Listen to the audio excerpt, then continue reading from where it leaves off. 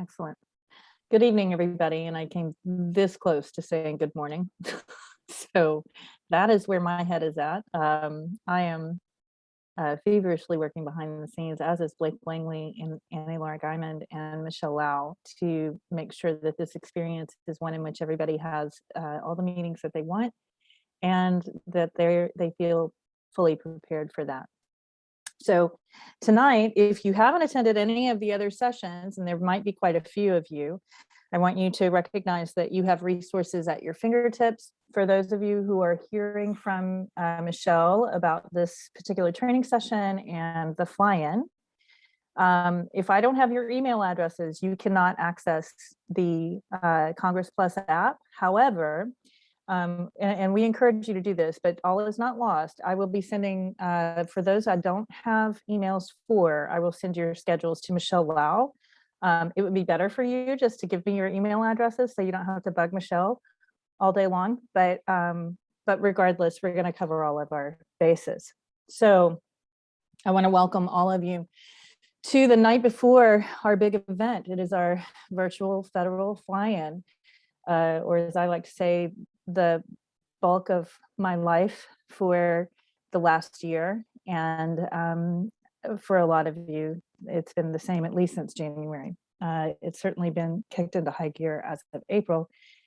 And the last few months have been a little crazy, but we have made it here to this night. I'm very proud of all of you. And so I just want to tell you a couple of things. We have 205 participants in this, 205 practitioners. Many of you are bringing a patient, which means we are in all likelihood going to put close to 400 people on Capitol Hill during this fly-in, which is amazing. If we're really doing the math, that's one of the largest groups for American acupuncture in history. And so I couldn't be more proud of you guys. I know how hard you've worked. And what's at stake? Well, what is at stake? We need to be recognized under the Social Security Act so that we can perform our services autonomously, and we can bill Medicare directly, and we can take our rightful place in every hospital, every wound care center, every traumatic brain injury center, every cancer center, every emergency room in the United States. Acupuncturists belong in mainstream medicine as much as, if not more so, than lots and lots of ancillary healthcare providers who are already there. So let's move through tonight. We're going to talk about what you can see in Basecamp, what you can see in the app, how to use it, and answer all your questions moving forward. I believe that you can chat with each other tonight. After we're done, we're going to get through this as quickly as possible, and then we are going to open it up to questions. And there are no dumb questions. Please ask away. I would rather you ask us tonight than have you panic tomorrow and then decide you're not prepared. This industry is counting on us. They are counting on us. And this effort is going to grow. And we are not going to stop until we get this law passed. It's really that simple. So without further ado, let's move on. Excellent. What will you find in Basecamp headquarters? If you are not in Basecamp, get in Basecamp. So there's a few things that I highlighted tonight, and this is just ACUCONGRESS headquarters. All of you should be in there. As you can tell, there's not 205 people there, so not all of you are. There are still some things that we are going to be updating. I know that may feel like it comes in kind of piecemeal offerings, and in some ways it is. It's just sort of the nature of a fly-in. We are adding things as they happen. Everything is in real time. So if you're missing anything, don't worry, we'll get there. I want you paying attention to the pings, which I've highlighted at the top. That's a good way to reach out to us tomorrow. You can ping me, you can ping Blake, and you can ping Michelle Lau there as well. Every single folder, every state team and headquarters has two things: message boards. I'm sorry, guys, I'm tired. And docs and files. Now, why did I disband the schedule the to-do list, the automatic check-ins, and the chat room? Well, because we have moved to Congress Plus. We work in Basecamp, but when we hold fly-ins, we utilize Congress Plus's technology. So I don't want you paying attention too terribly much to Basecamp anymore, except to find your resources and talk to your friends and talk to us. If you want to know your schedule, you have to look at Congress Plus. I have removed it all from Basecamp, partially because, as I told you guys in the last training session, when this starts moving so fast and we're scheduling 260, at this point, 268 offices, the first thing that goes out the window is the minutia of having to schedule in Congress Plus and then turn around and reschedule it all in Basecamp. So that's all done. You can still talk to each other, you can still ping us, and you can still access those message boards, which we highly encourage you to do, because that's how you can talk to each other. You can also ping each other. And then docs and files are where you're going to find all of your stuff. So next slide, please. All right, what do you find in the Basecamp state teams? Well, I've used California as an example simply because they have a lot of representatives. And so it gives you an example of what they are looking at when they open up their state folders. So as I said, every single one of your teams contains the message board, and it contains docs and files. In those docs and files, the main two folders that you need to be looking for are your state overviews and your research, your material research. It's got your resources, your videos, training videos. It's got examples of what we were looking for, templates that we were looking for. At this point, guys, the only thing that you should probably still have left to do is check your schedule, find out exactly who you're meeting with, and do the research on that particular staffer, because you should have already been able to look up your congressional office, your legislator, and the demographics for your particular district. Next file, please, or next slide. Sorry. What do you find in the state overviews? This is why this particular folder is so important. If you look right here, not everyone will have a heat map of the licensees, just so we're clear. That went out, I put those together in the early summer when we were signing collaborative agreements with various state associations. And so if you have one, it just means that you are actually in an association that has a collaborative agreement with Atlantic Symposium. And I have a collaborative agreement to train people in person through the Atlantic Symposium. And so that is where we train. And also I'll continue to have a partnership with Jason Sargis and the Atlantic Symposium for as long as he's willing to put up with me, because he's just really, really fabulous to work with. And that for those of you who missed the symposium this time around, you're definitely going to want to come to the next one. We may be taking you to New Orleans. I'm not sure. We also may be going to Savannah or Hilton Head. We haven't decided yet, but it's going to be lots of fun. Okay, so when you look at this folder, you are going to see, it'll say HR 4803 and the word Senate, and then it'll have your state. If it doesn't have your state on it, that's not what you want to send to your legislator. So make sure your state is right. And it's okay that it says Senate on it. Really what it is a state flyer that we would be sending to all of the districts first. Now, why didn't we get granular with district specific information? Well, we gave you homework and nobody provided the stats except for about 4 or 5 people. And we did not have enough time to run all of the stats and produce flyers for, at this point, it would have been 200 and I guess it was 186 federal offices or something like that, 193. It was a lot. And so what Blake and I decided to do is take advantage of the fact that you're always looking for a reason to follow up, always. And so we're going to arm you with your state information, but you want to tell them at the very end that you'll circle back in these district offices with district specific information for them too, along with anything that they ask for and any other opportunity to just circle back with this office. So that Senate, HR 4803 Senate flyer is what everybody is going to take into their meetings. It is state specific. Again, make sure that you have the right state. It's got a little example thrown up here as to what it says. And I want you to be very familiar with what it says, because those are kind of your talking points. It's definitely your ask. And so it's going to be that piece of paper that you clutch for just call it your safety net. Okay. It has your ask. It has hyperlinked the bill, the CMS guidelines. It's given you different rates that have changed over time with Medicare enrollment in the state.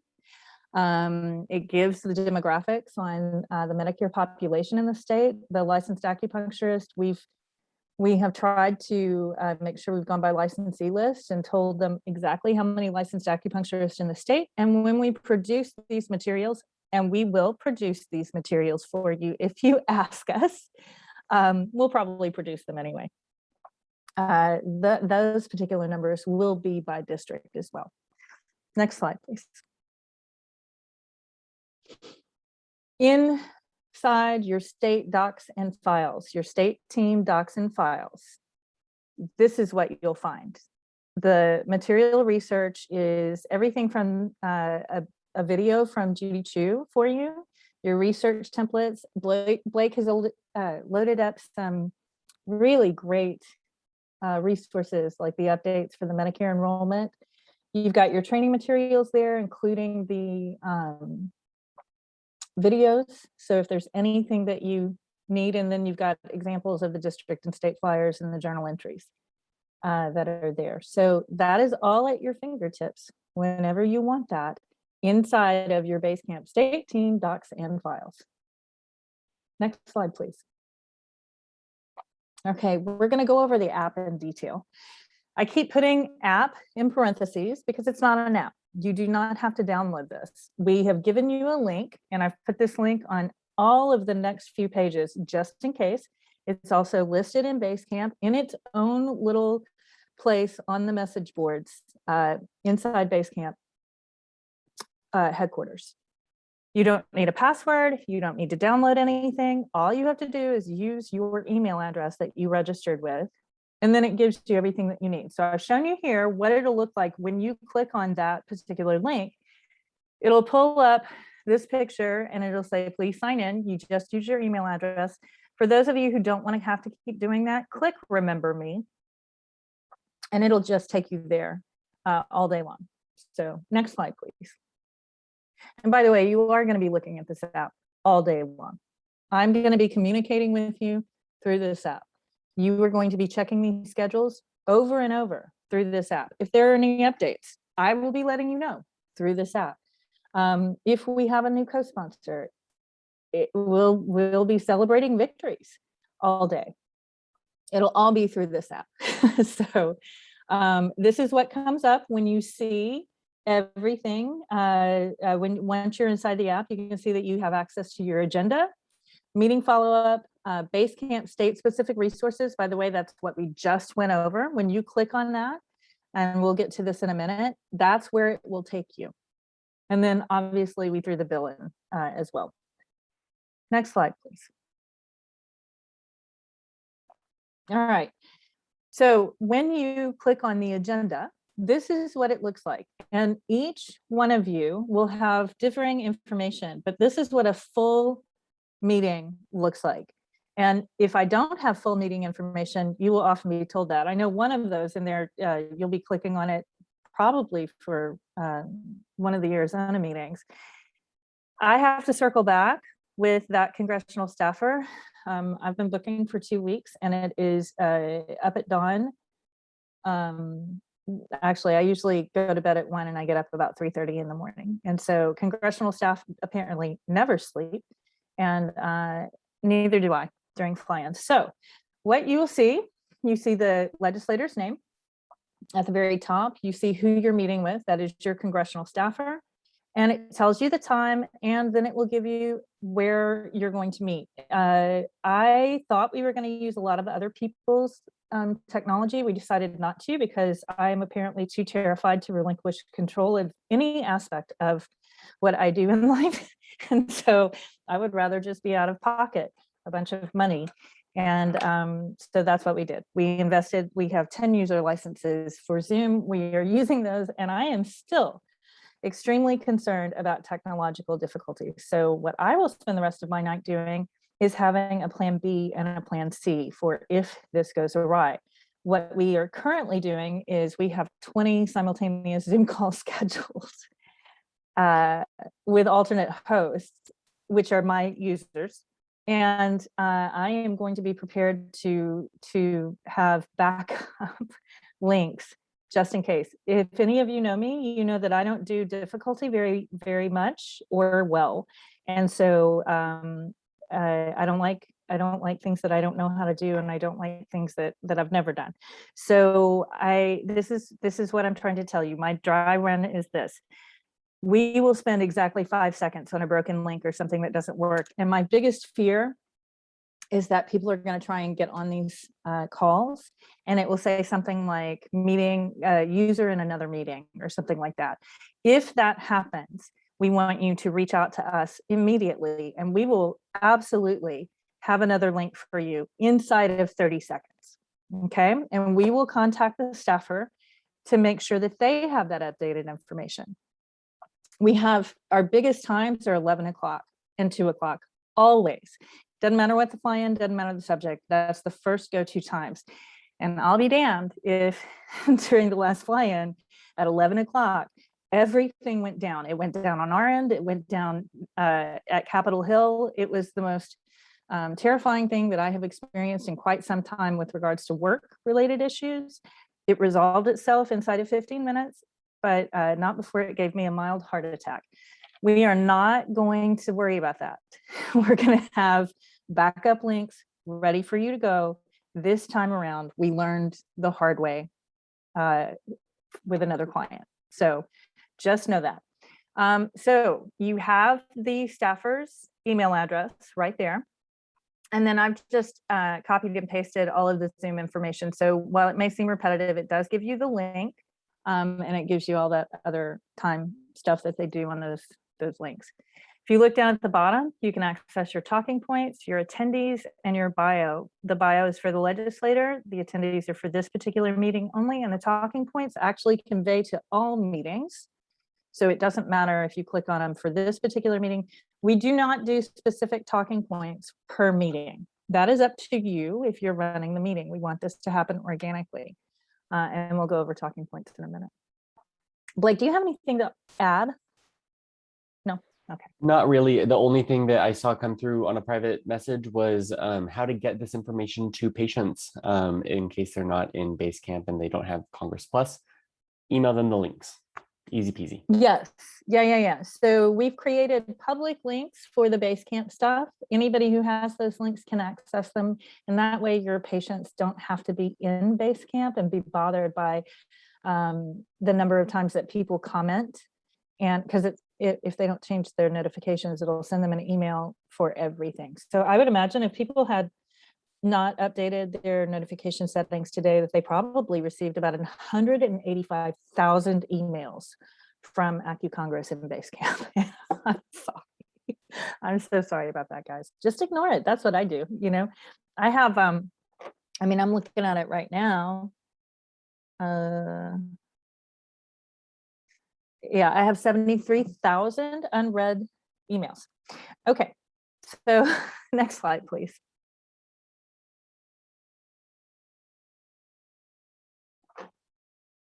In the meantime, I did get a text from somebody.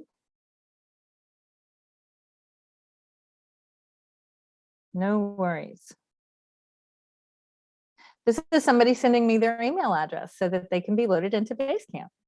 Yay! All right, the Congress Plus app information, as you see up here, the bio, and I've got a little kind of snippet of it, but it's not extensive, but if you haven't done anything, it definitely gives you some information that's going to be really useful to you. Again, your talking points are there, but in the center, you can see that I clicked on attendees, and it will give me the names of the other attendees. We do not have their contact information there because we haven't asked for their permission to share that contact information, even among their team members. We've kind of been hoping that you guys would talk to each other, but we've made some promises moving ahead in life, and that is that if you trust us with your information, we're not going to use it for any other purposes other than what we asked you to do. And then this didn't come out quite as much as I wanted it to, but it's just showing you that I clicked on talking points. And at the very top of those talking points, which we will get there, Matthew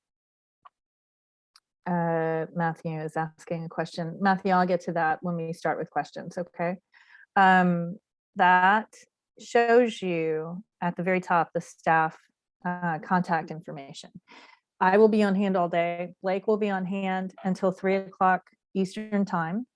And it's going to be a very long day for Blake. I mean, because he's 3 hours behind on the East Coast, on the West Coast. And so he's going to be up about the same time that I am. For those of you who are on the West Coast, I need you to recognize right now that all of these times, all of them, are Eastern time, Capitol Hill time, okay?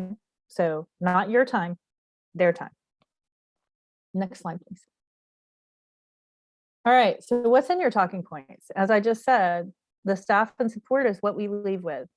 You've got our phone numbers, and you've got our email addresses through other through at the very end. I've got it there. Blake, if we need to, we can put our email addresses in there. But honestly, guys, for day of support, we'd really prefer that you text us. That is the easiest way to reach us. If you're going to text us, however, please don't forget to lead with your name.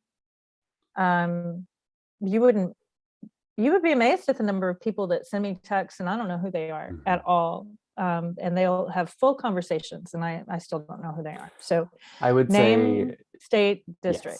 Yes. Okay. Please tell, if you don't have your district offhand, like at that moment, please at least just give us your name and your state. That can at least narrow it down in case we have duplicate names. If you do reach out via email, just know we will be combing those primarily for the legislative staff. Rather than attendees. Basecamp may be a decent way to get a hold of us. Text is going to be easier. If you want us to respond immediately, text us, because we will be working inside of our emails. As Blake said, that is primarily how we're communicating with congressional staff all day long. We try not to call each other if we can avoid that because they're busy and so are we. Next slide, please. All right, I put in important reminders. I kind of like to go over this a little bit.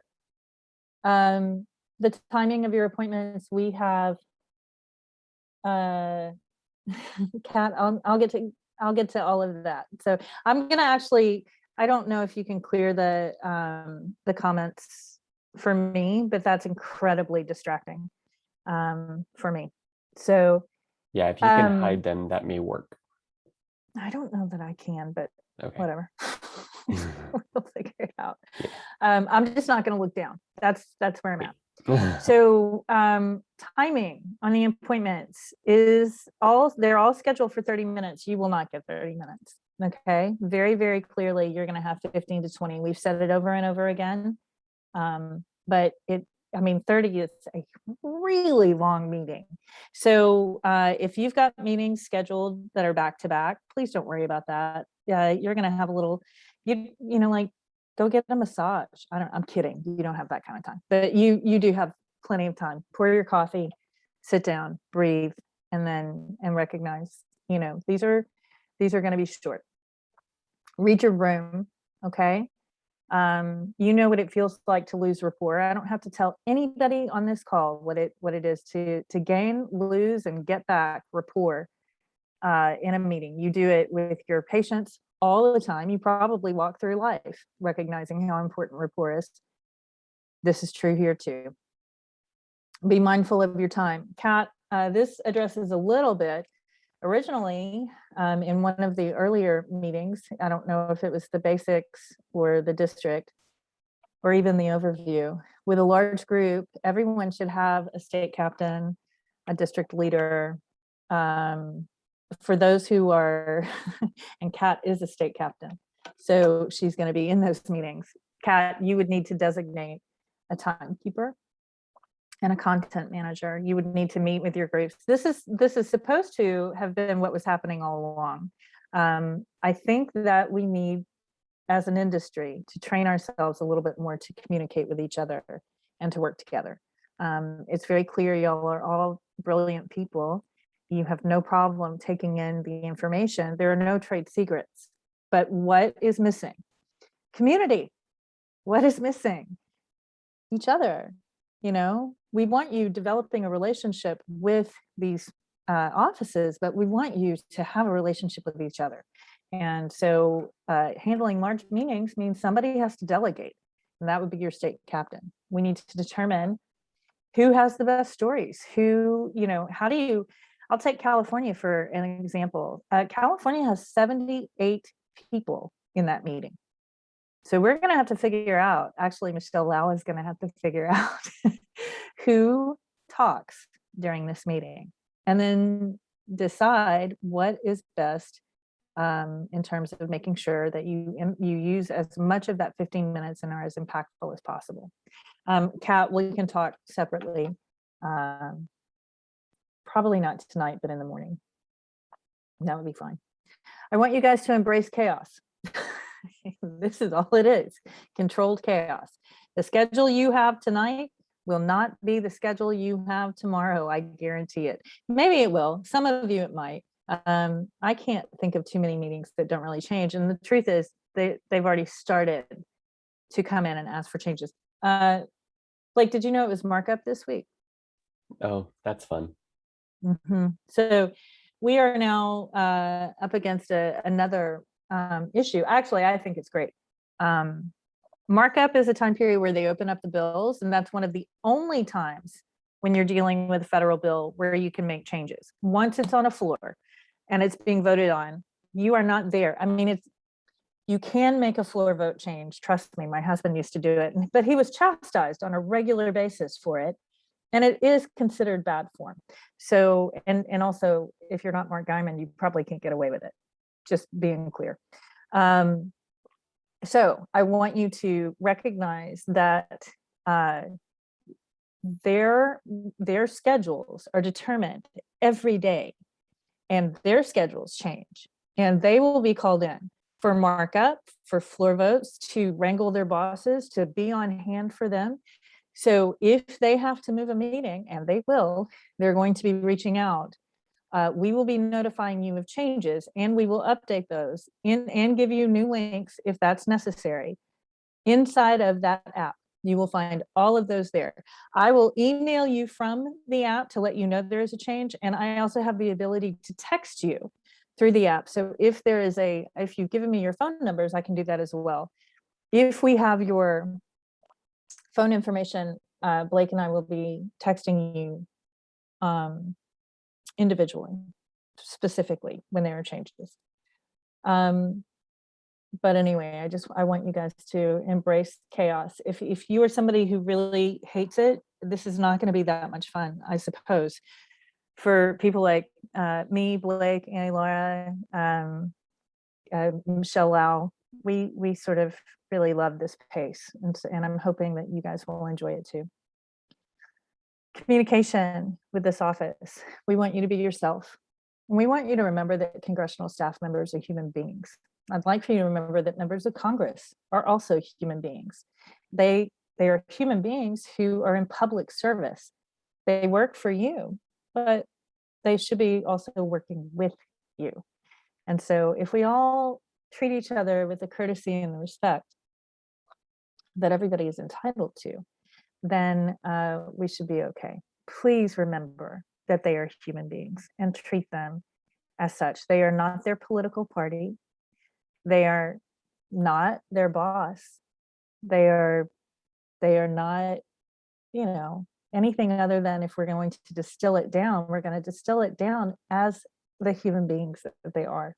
So don't ever walk in acting like you know something about these people that would make it okay for you to talk to them in any less than respectful way. Okay, regardless of party affiliation or how you feel about their boss or their politics. Okay, back to rapport. Establish rapport. You know how to do that. If you lose it, you're going to want to gain that back. Ask questions about them. Be curious about them. Treat it like a first date. Like I said, do this dance. And I'm not going to do this for too long because, just so we're clear, I'm sorry if you guys are new here, but I've been training and Blake has been training with me for months. And at this point, I would tell you to just go back over the training videos that we had. I want you to breathe and speak clearly. It's a very fast meeting. And so sometimes that your nerves will get to you and you'll start really rushing what you want to ask. In those moments, I'm going to ask that you just breathe and count to maybe 2 or 3 and then proceed. It's okay to lower your register. It's okay to slow down how you deliver. It's okay to make them lean in a little bit. It is not okay to whisper or mumble or talk so slowly that they run out of time. We do have to manage our time inside of this, but I want you to breathe and I want you to speak as clearly as you can. I want you to be confident in asking your representatives to do something for you. You have every right to be there because you are a constituent and you need things from them. And they won't know what you need them to do if you don't ask them. So, and we are going to, by the way, I'll update the talking points. I forgot to put the ask in, so go back. I want you to be kind to everybody in that office. The scheduler, maybe the chief of staff. Please don't treat people disrespectfully or think that they are somehow beneath you. I'm not kidding when I say a scheduler. A scheduler can tank your entire relationship. And I put an example here of knowing a lobbyist that he could not be seen by any more offices because he treated schedulers terribly. He was just rude. So just remember that legislators handpick their staff and rely on them for absolutely everything. And they're the gatekeepers. So don't ever forget that. Make sure that you treat them accordingly. These are, it's important to have a relationship with your legislator, but those are few and far between for most people. Congressional staff are accessible, and they also are the gatekeepers to getting what you want and access to that legislator. So be kind, be considerate, and develop a relationship with them. They're important. And then finally, lead with your asks, which we'll put in here. Again, you don't have to justify why you're in the meeting, but you do have to tell them what you're asking. In this case, Blake, unmute yourself so you can answer. What is the ask for the representatives?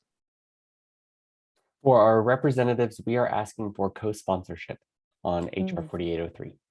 Perfect. And what is our Senate ask? We are asking for a champion or co-sponsorship on a companion bill of HR 4803 on the Senate. More specifically, champion was perfect. And we're asking for either authorship, introduction, or sponsorship of a companion bill. Next slide, please. So what else is in your talking point? I do have some rules, and these are hard, fast rules. So 1, don't be negative about pharma. I know that we are Chinese herbalists and we work and have had some interactions with the FDA that have been problematic. But these people work healthcare portfolios and they deal with pharma all the time. So we are not there to denigrate pharma or the AMA or any other healthcare profession, no matter how much you may think that it's justified or you want to. It is simply not done. It will turn off your congressional staffer. It will definitely turn off your legislator. You do not know who donates to who has a relationship. So the best thing to do is stay away from it. But it's especially true of physicians. Please don't badmouth people. Leave your politics at the door. I get it. We're all passionate, especially right now. We're passionate and we're divided, and we're adamant about how we feel about our politics. But I've said it before, politics has no place in policy work, really. And I mean that. So please leave your politics at the door. Don't be negative about regulatory agencies. No bad mouthing CMS, HHS, or the FDA, regardless of chamber. Usually I used to tell you that it was probably more the Senate side, but Senate or House, these are people who handle healthcare portfolios and they work very closely with these agencies. So please don't badmouth anybody. Do not discuss vaccines or pandemic related issues. That across the board, no matter what industry you're in, it is a very political divided place with regards to vaccines and mandates and pandemic related issues in COVID-19 and whatnot. So we are asking that you stay away from it. In fact, if they do kind of, even if the staffer starts to engage in that, be it about opioids or, Chinese herbs, we want you to kind of deflect on that and just say that they're separate issues and that we're not here to talk about vaccines or COVID. All right, we've done the do nots. Let's get to the do's. You are required to journal, let's go back. I'm sorry. You are required to journal about your experience. I don't care if you speak in this meeting, if you observe in this meeting, everyone is required to submit a journal for every meeting that they have. We don't trade in money or time here in association work. We trade in data. And the most important thing that you can do if you're not writing a check to your state associations to help support their activities is to do things like this and then give us all the information that we're looking for, because how do we cultivate relationships with offices, but also how do we get things done if we don't understand how these offices work, whether or not they're friendly, whether or not they have any knowledge of acupuncture, and whether or not they like us or hate us. And I think Jason Sargis, when we open it up, if he's on, he can tell you stories about what has happened in New Jersey specifically with chiropractors over the years that have caused some problems for them. So we need to know everything about that experience. So you are going to be required to journal about it. Do you make sure that you follow up with any questions, that they have? And please don't give gifts of any kind.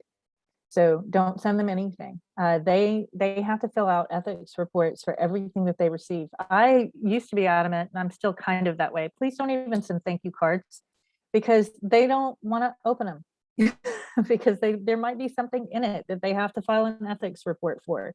So that's a waste of time. Keep this professional, please. You can communicate with them. You can thank them in an email. You can converse back and forth, but you do not give them gifts of any kind. Next slide, please. All right, so there's a general overview talking point reminders for you guys. These are all things that we've been going over the last few months. What does the staff member want to know? They're going to want to know what this bill does. They're going to want to know who you are to the legislator. Are you a consistent constituent?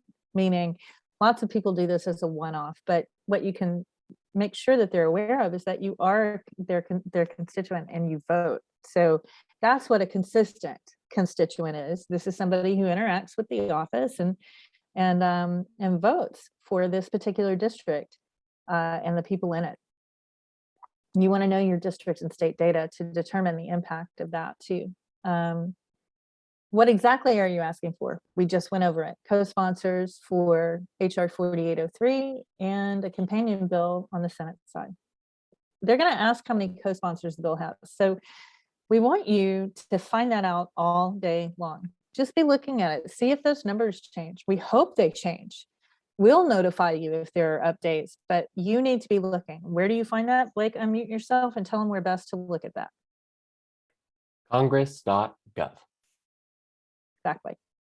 Go to congress.gov, put in HR 4803, and it's going to bring up Judy Chu's bill. Be very careful, however, and make sure you're in the 117th Congress because there's plenty of HR 4803s from years past. And if that doesn't tell you anything, HR 4803 simply means that that was the 4,803rd bill that was introduced at that time. Okay. The one sentence opener. I mean, these are all things, the my cause is your cause, be able to dance. These are all the things that we've been talking about all this time. I'm not going to spend a lot of time going over this tonight. If you are confused about any of these concepts, please look at the training videos. We went over them in depth. When we want you, when I say no, be, like be able to dance, you have got to know what you're doing in this room. You need to be able to be flexible. You need to be able to answer their questions. But just so you know, and this happens to me too, they are going to ask you questions that you may not know the answer to. Do not lie to them. Do not make something up. Do not assume that they're asking you something that they don't know the answer to. And the truth is, I don't ever ask a question I don't know the answer to. So I make the assumption that that's happening from other people too. The best thing to do if you don't know the answer, and there's nobody else in the group that does know the answer, is just to tell them that you don't know the answer, but you'll be happy to check on that and you'll get back to them and email them with the answer as soon as you get back in the office, or as soon as the new year rolls around, whatever. Kat, if you look in those talking points right there, there's some large group representation thought processes on that. Divide, determine, deliver. You divide the ask, you determine the speaker, and then you deliver, and you have to work as a team on that. Again, you and I you can reach out to me and we can talk about this more in person. Next slide, please. Okay, so here, how do you access the journals? It's the app. It says meeting follow-up right there. After every single meeting, right after that meeting, if you're not running to another one, please take the time to click on that so that you can go through and journal about this. Next slide. So hang on, go back one. I feel like I missed one. Or they're out of order. I think they're out of order. Okay, skip forward. Yeah, I don't know. So the slide that seems to be missing is that there is going to be, go back 3 for me. Okay, there we go. So even though we are missing the one slide that I wanted to point out, you're going to have some opportunities. You will have one line and you have to decide overall, was the meeting positive, neutral, or negative? And you want to answer those journal questions based on what that overall impression is. And so now you can go to the next slide.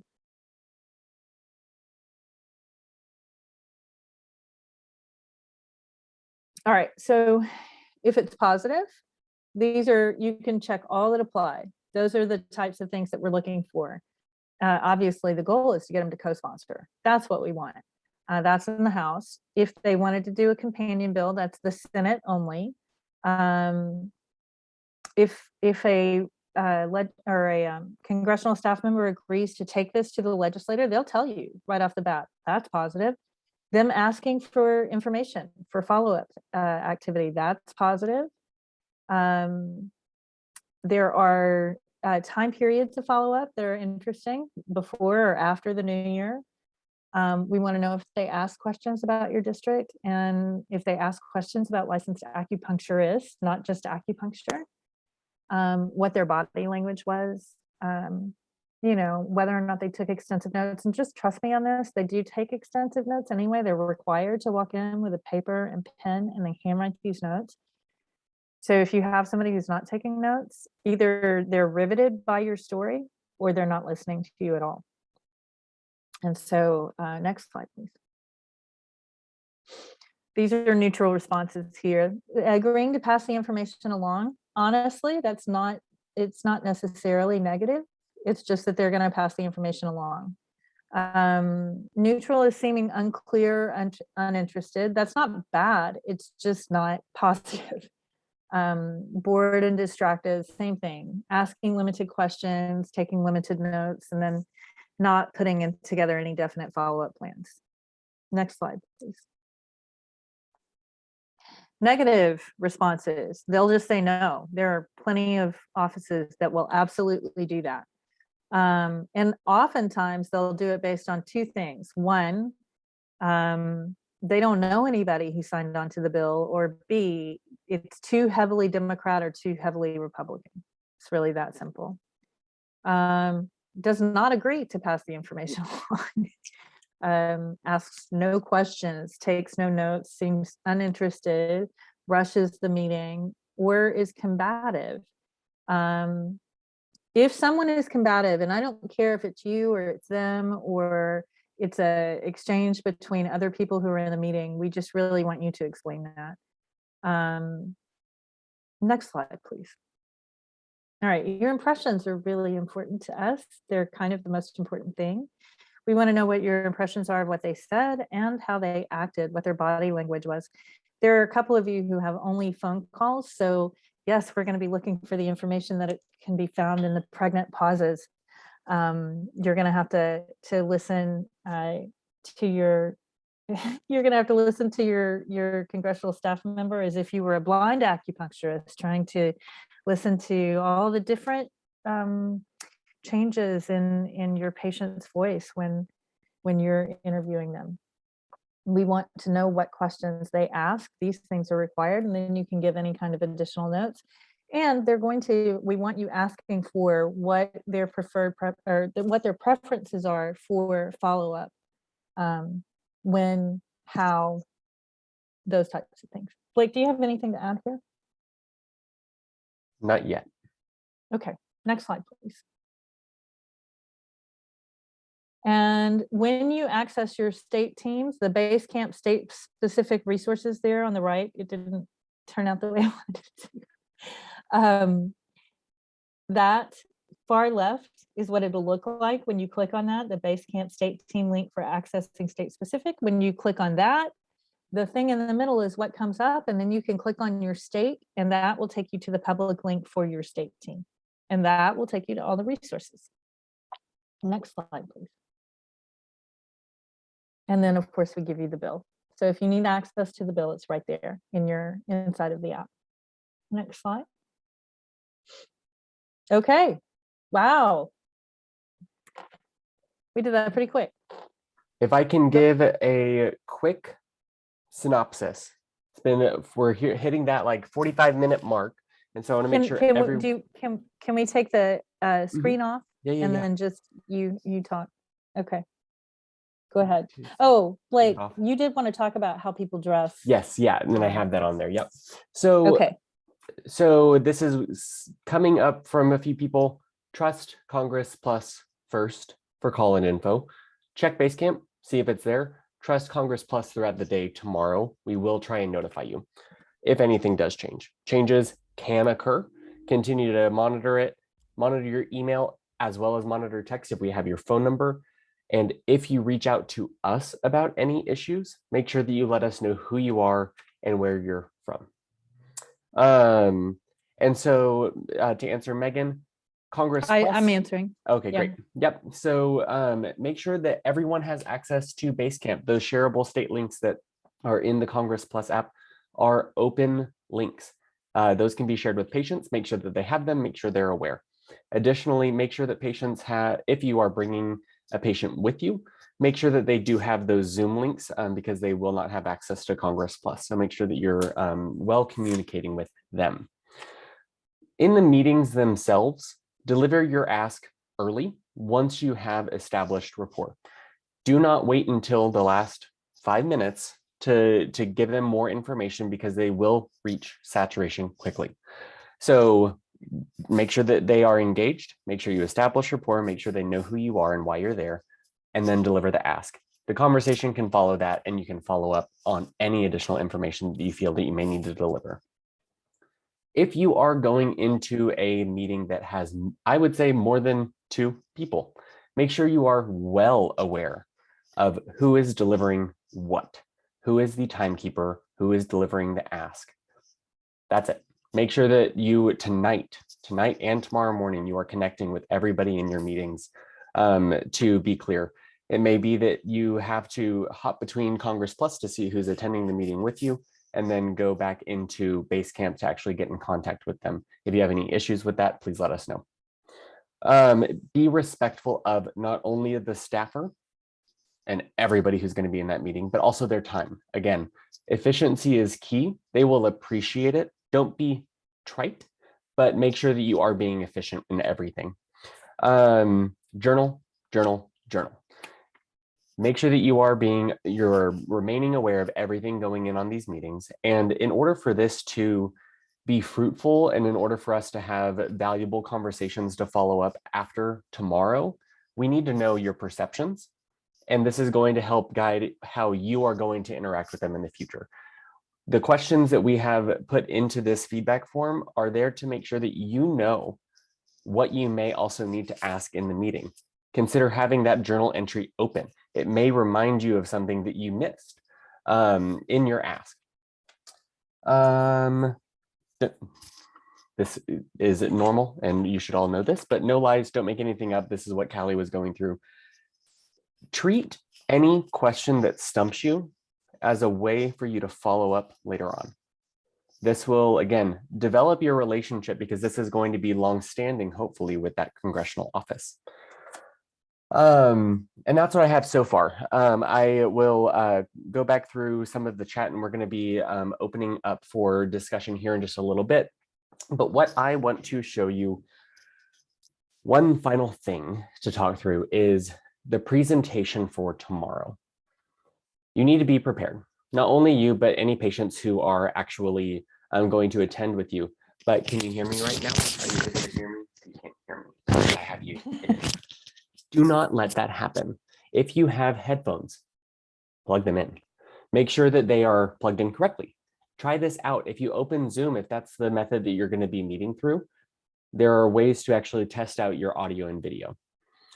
Make sure that you are able to have your video on. Make sure that you have adequate lighting. This is not cute. It's not approachable in any form or fashion. And so make sure that you've tested out all of these different, I'm trying to be fun. Make sure that you've tested it out. Make sure that your camera is with you. Make sure that there aren't anything that is majorly distracting behind you. Make sure your Wi-Fi connection is dependable and normal. So test your IT, test your IT, test your IT. Do it tonight so that you are at least somewhere in the ballpark of being ready for tomorrow morning, and test it out again tomorrow. If there are ambient noises, make sure that you try and get those out. Accommodate just a little bit for any of those extra distractions. Also, I know that many of us, as acupuncturists, we tend to still go into the office, but I am a work from homer for the most part. I will not be going to these meetings tomorrow in my yoga pants, as much as I may want to. I will be either in a suit, and I mean a full suit. I will have my suit pants on as well as dress shoes, because I am going to look the part and be the part, because confidence can come from the way that you present yourself. So make sure your hair's done. Don't wear a hat. Definitely don't wear anything that might have a badge that proclaims your party affiliation. Make sure that that's not behind you. Make sure that you are not trying to, wear all blue in a Republican meeting. Make sure that you're not wearing all red in a Democratic meeting. Go purple. Just think through these kinds of things, because you want to make sure that you are inviting, and that, again, you're not distracting or detracting really from what you're asking tomorrow. Professionalism is key. These people who you're meeting with tomorrow, again, they're going to be younger than every single one of you. I guarantee you that, unless they are a senior staffer or the member of Congress themselves.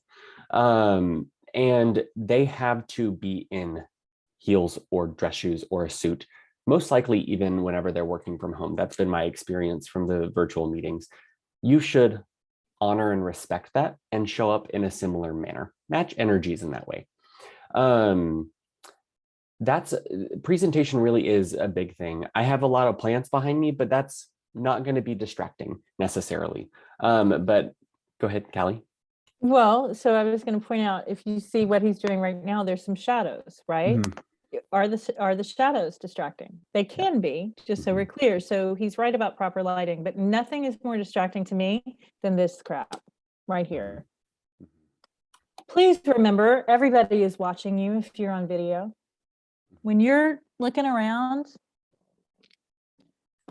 I mean, it's as distracting as it gets. So if you are not speaking, it is completely okay to stop your video. Okay? It's really okay. You can still see them and you can still hear, and nobody can tell that I actually just got up and walked away, right? So please be aware that all of the things that you do, now I can't get it back. And don't walk away during the meeting. Well, don't walk away, but actually, Blake, I'm gonna have you, wait. Oh, I need to I allow can you do it. to open up your video. Oh, I can't stop my video. Yeah, I want to answer Louis or Louis. you gotta start my video. Oh, I can. Okay, great. You can use Zoom backgrounds as long as they're not distracting, as long as they're professional. If you have some like moving ocean waves behind you, no. If it's going to be blank, if it's going to be something very simple, yes, you can definitely do that. Right, and he's not wrong about this. Backgrounds are great, but oftentimes, because they act as a green screen, sometimes they can get a little funky in presentation. So just try this all tonight. First, most of you, who hasn't been on 100,000 Zoom calls this year? I'm pretty sure all of us have. So it doesn't change on that. I will say on that virtual background note, for people who are like me, who are wildly expressive, virtual backgrounds don't work. We don't let Blake handle shish kebabs at all. So I'm trying to think through a few other things. I know that, but also just movement, guys. Movement on your video is very distracting. So again, I've watched this happen many, many times in larger groups where just because you're not speaking and there's 50 other people on, don't think for 2 seconds that we can't figure out what you're doing here. And when you're playing with your hair and you're looking at yourself and you're doing all of those things, well, guess what? We're watching you do it. So let's not be voyeurs into the lives of people who are not speaking during these meetings. And if you are not speaking, feel free to shut your video down and mute yourself. That's the other thing, guys. Please make sure you're on mute when other people are speaking. Please follow Robert's Rules of Orders and announce who you are. Don't interrupt people if you can. And you need to have a plan for the larger meetings anyway. Yeah.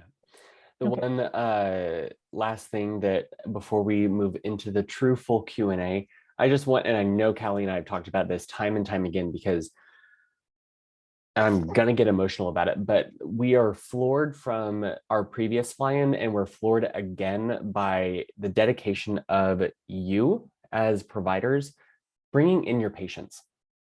The most intense and amazing stories are gonna come from them. And this profession floors me every time that I get to interact with you because you have such amazing relationships with your patients who are willing to come and spend their time and volunteer their time all day tomorrow, potentially. So I want to make sure that you all know that we appreciate and see every single one of you. And with that, are we ready to move into Q&A? I am ready to move into Q&A. I will say this, Lynn Vance, you just asked, what if I can, but I don't know if you asked if you can what? I'm sorry, I missed it. Oh yeah, so what if I can't find any information on the backgrounds of your staffer? That's okay. It's okay. When we have had these previous training sessions, what we have said is try and get as much information as possible. This has happened, I know, with one staffer, I think here in Oregon, who just came from a different senator's office. Be flexible and make sure that you turn that into something that's not anxiety inducing because you don't know something, and turn it into an organic conversation. This is another way to establish rapport. Occasionally, if you know too much, you get creepy. So don't do that, and just make sure that you open up those conversations in case you don't know everything about them. And then I would also say that it's an opportunity if you can't find any information on them, because they are kind of guarded given the publicity that their bosses receive. It's an opportunity to ask them first, obviously, what they know about acupuncture and acupuncturists, but secondly, to ask them about themselves too. They're the vast majority of people you're going to be dealing with are, I used to say millennials. They're not. Millennials are 40 now. Yeah. They're Gen Z. They're young. They're young, really, really young. So if I would be surprised if you can't find them on Instagram, maybe not Facebook. That's apparently for old people. I was informed of that the other day. But if you can't find anything, it's just an opportunity to ask them about them. So and I'll one last plug, and then I'm going to open up everyone for Q&A. Just make sure, again, when you go into these meetings, if there are more than a few of you, we are not establishing you into specific roles. This is up to you. You get to connect with every single other person in your district and in your state. Find out who is most comfortable and find out who has the most impactful story. It's our understanding that you should know each other to some extent. And so make sure that if you haven't established who's going to be the timekeeper versus who's going to deliver the ask, that's what your duty is tonight and tomorrow morning before your meeting. So wait, before you open it up, I do want to address one thing. What are we doing tonight? When you look at things, if you've got conflicting meetings, they won't stay that way. That's what I'll be doing. We're going through and cleaning all of that up and re-requesting things to various staffers based on schedules. Guys, we're not a concierge service. We primarily are concerned about the availability of the staffer, but if for some reason, especially if you're in a meeting all by yourself, you cannot make that time, please text me and let me know. Also, if you do not want to attend a meeting by yourself and you are just adamant that we are, you need somebody there, or you just don't want to do it, text me or Blake and we will come.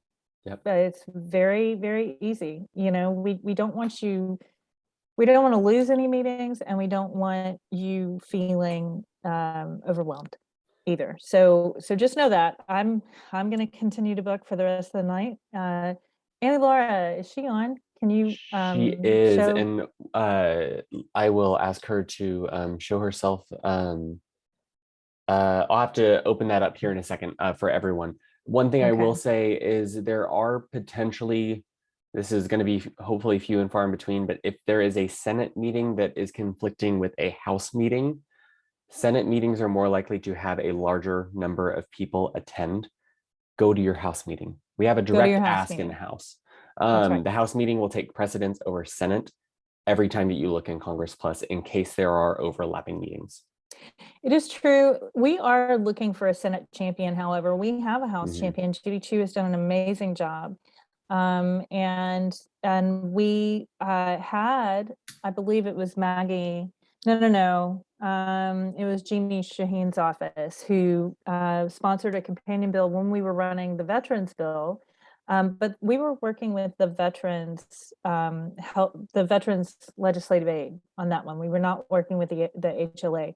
So we do need to cultivate champions that are Senate champions. If you have a relationship with your senator, please, let's start talking to them about authoring, introing, sponsoring a companion bill. It's not a lot for their staff to have to put it together because it's already been done. And we really would love to see this be in both chambers. I see that. Why don't we let everybody turn their video on? Doing that now. Everyone is now able to start their videos. Please, we would love to see you. Hi, you're already coming on. This is great. Oh, how exciting. And so many familiar faces. It makes me so happy. Beings. I love it. First things first, where's Annie Laura?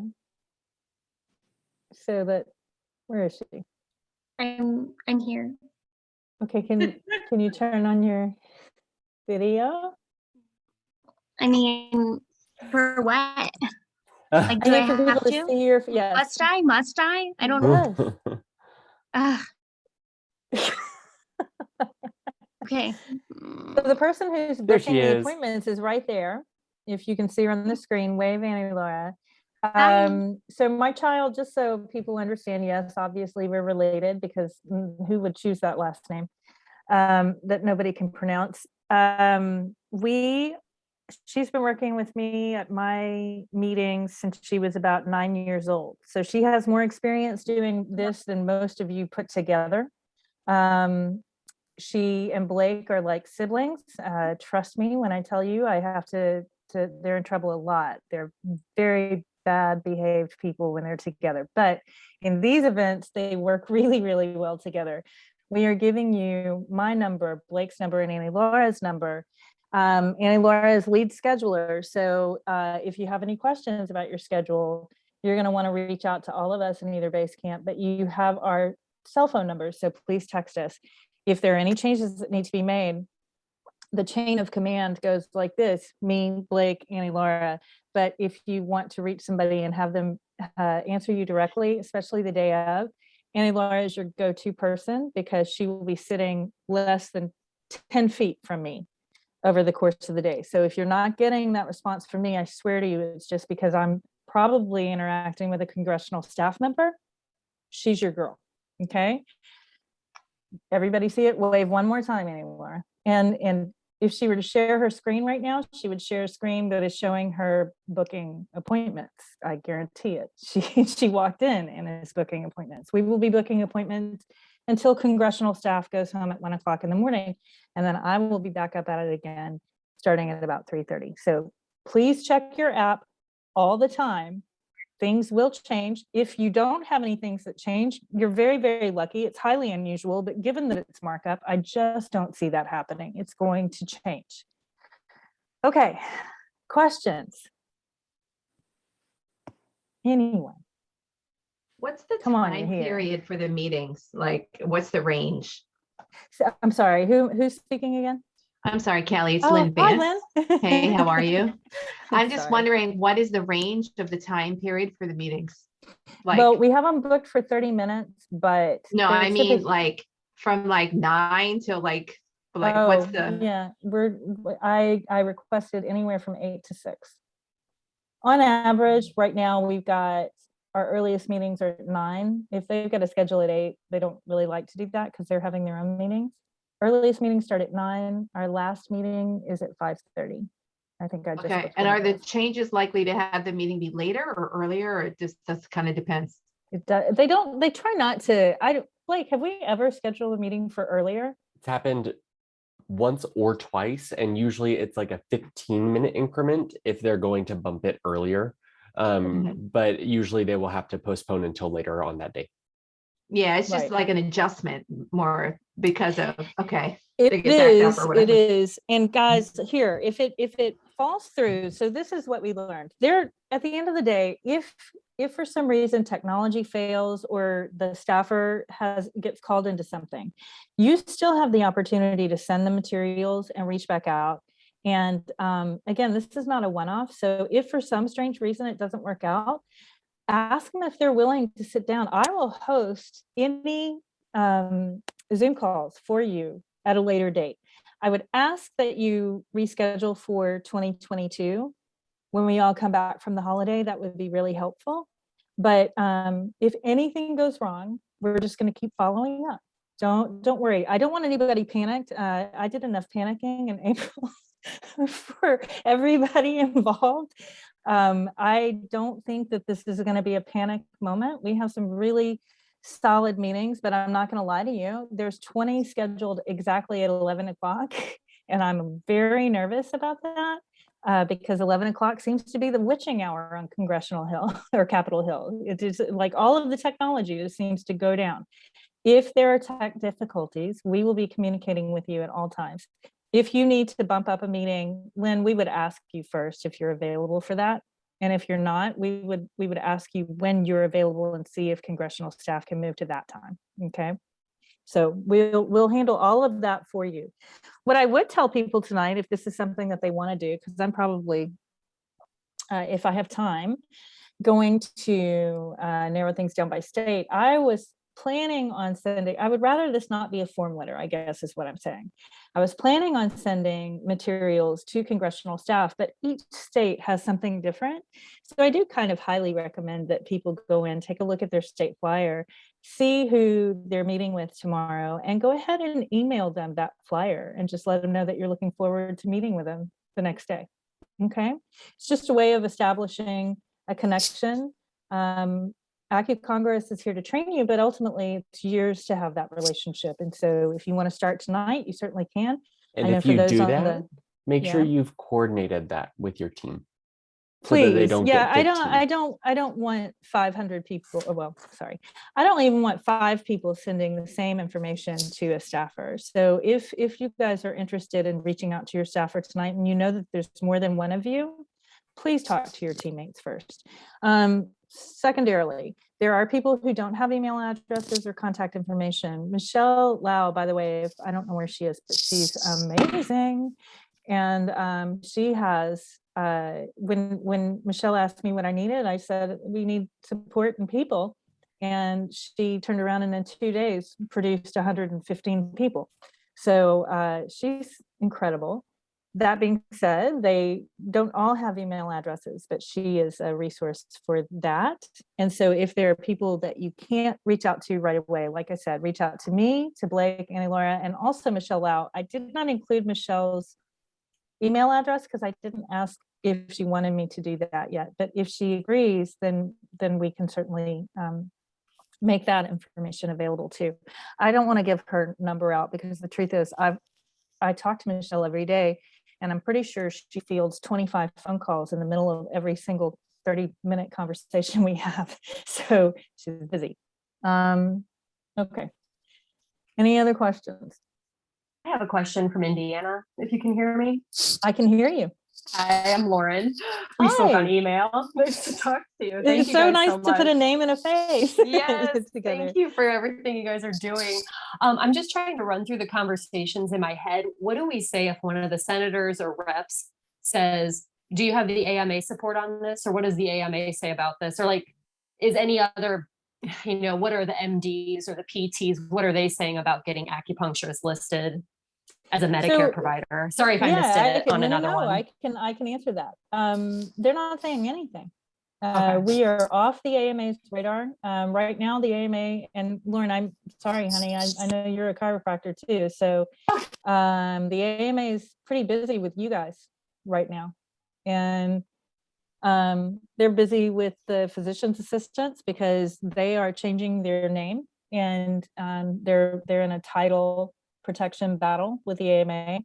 PTs, I know they're federal lobbyists, they're not going to weigh in on acupuncturists being able to be inside, recognized inside of the Social Security Act, and it really shouldn't come up. I mean, I think at one point I did have, when I was still the lobbyist for naturopathic physicians, I believe Kilmer's office at one point looked at me and he said, your problem is the AMA. And I said, no, that's your problem. My problem is you listen to the AMA. And so, but we don't fall into a category of people that the AMA seems to be bothered by. And the reason for that is we are not seeking physician status inside of the Social Security Act. The chiropractors did, and therefore they were battling the AMA for a long time. And what they did was strip them of most of their tools. They limited you to spinal manipulation. We don't want anything to do with that because we have lots of tools in our toolbox. Do we have AMA support? No. We're just trying to stay off the radar. Okay. And we can be honest with them about that and just be like, we're not seeking their support. It hasn't come up once. It hasn't come up once. I can't imagine, given the fact that we do have MDs who perform acupuncture, so they can already bill. It would seem only Arizona.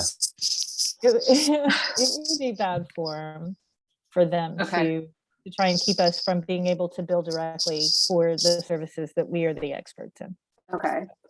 And is it watering it down too much to just, when we're talking with them to say, it's essentially like saying Medicare covers physical therapy, but doesn't allow physical therapists to bill it. Is that It's adequate comparison? That's Okay, I want to make sure exactly that's, I what want to it make sure is. that's a good, just really I- easy way to clarify it. Okay. I love that, actually. Yeah. I don't think that so for me, I tend to avoid conversations about ancillary healthcare providers no matter what. I just don't, I Okay. don't bring them in. Yeah. But I like that analogy. Okay. That's really, really good. I think that hits home, and anything along those particular lines is going to, I think it'll hit home for them as well. Okay. Perfect. That's exactly what it is too. Okay. Acupuncture's covered. We're not. Yeah. Why? Yeah.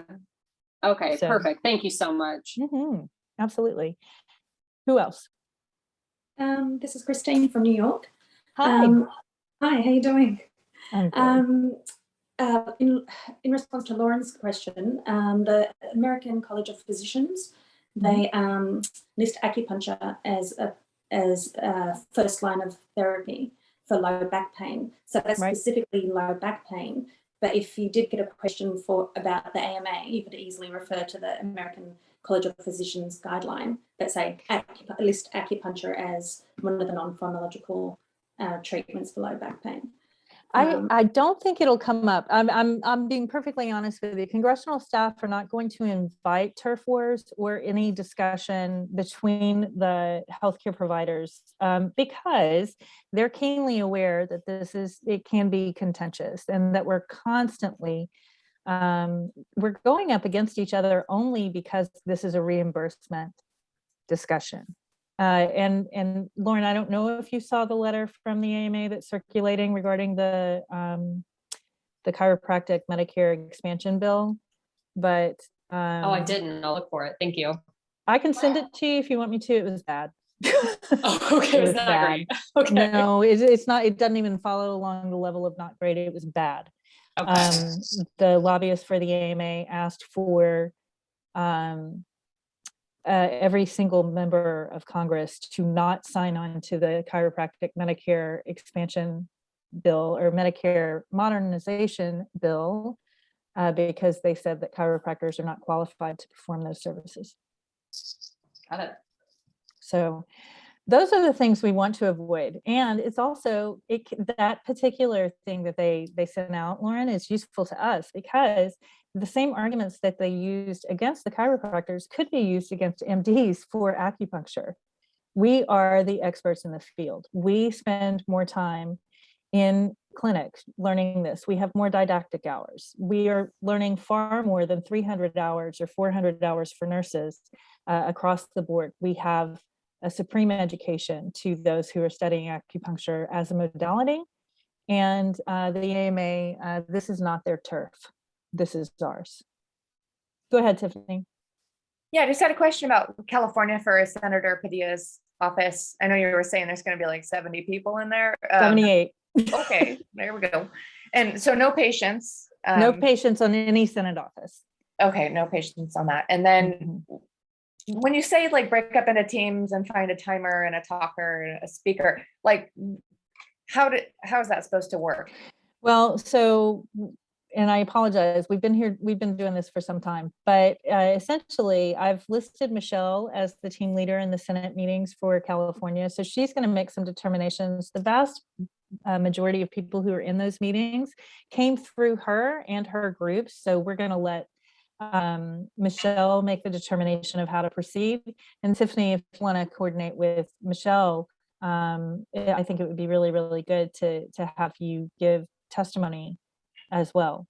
But that's completely up to you guys. We've been, those bigger meetings are harder to wrangle. I'm glad that they're Senate meetings because they're not exactly the focus of this effort. The main effort is going to be our district offices, which I've been negotiating with Panetta all day. I swear to you, I'm on it. But for the larger meetings, we will toggle the meeting leaders when I get off of this call. And but in California, I think it's just California and New York that are our biggest. Yes. New York has what, 40? 38, I think. 38, and California has 78. Blake, how did those Senate meetings go? I mean, because we had over 100 in the California meetings for the last one that we did. So how did it, talk about that? It's great to have warm bodies, but with those specifically, it needs to be well established who is the meeting leader, and there needs to be no more, and I mean no more, than 3 introductions. Yeah. And if there's a patient, one single patient testimonial. No patients That's it. in the Senate, so Okay, great. we're not going to worry about If that. patients are not in the Senate for this one, then great. No more than 3 introductions, and we need to make sure that one person is delivering everything. So guys, this is actually a very common problem. People get in there and they spend 15 minutes introducing themselves. And then you didn't get to the ask, and you didn't talk to the office, and you didn't ask them about themselves. And really all they know now is who you are. But, and I'm not saying you're not important, you are. However, they've already been informed of who you are. They've asked me several times. They have your home addresses, they have your cell phone numbers, they have your email addresses, because that's what's required to get you into that meeting. They know whether or not you're a constituent, and in all likelihood, they could probably find out whether or not you vote. So don't lie about that either. We want the focus of that 15 minutes primarily to be about the ask and any questions that they have for you. So I would say the vast majority of them still need to be informed about acupuncture specifically.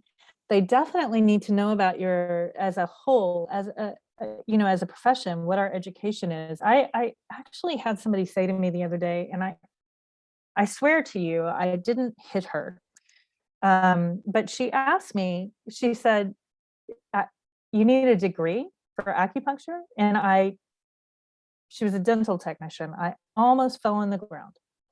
I said, yeah, I went to school for a very long time. So understand that, and she was lovely. I shouldn't have been upset about it, but it still irks me when people ask if it requires a certain amount of education. You're putting needles in people. So you would think that it would require education. And yet, we do have ancillary healthcare providers who are doing it with a lot less education than what we are doing. So I think that's very important.